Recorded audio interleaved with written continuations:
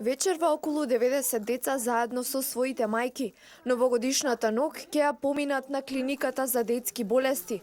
Помалку детски солзи, повеќе насмевки и побрзо оздравување.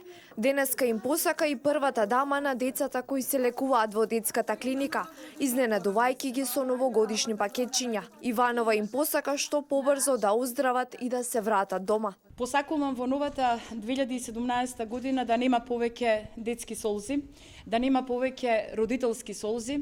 Овие деца што поскоро да се вратат во своите домови, во прегратките на своите родители, во прегратките на своите баби и дедовци, во школските клупи меѓу своите другарчиња.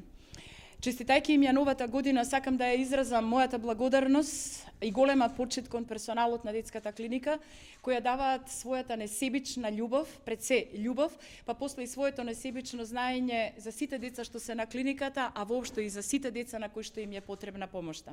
Благодарност за посетата на првата дама изрази и директорката на клиниката за детски болести Аспазија Софијанова, велејќи дека оваа внимание од сопругата на председателот им ги вратило насмевките на лицата на децата. Посебно ми е чест и задоволство да оваа традиција со првата дама, која ја правиме веќе секоја година, едноставно ги слушаме на овој последен ден од годината желбите на дечињата кои истите ги искажуваат во просториите на клиниката за детски болести, бидејќи болести им оневозможува тоа да го направат до своите домови со своите другарчиња.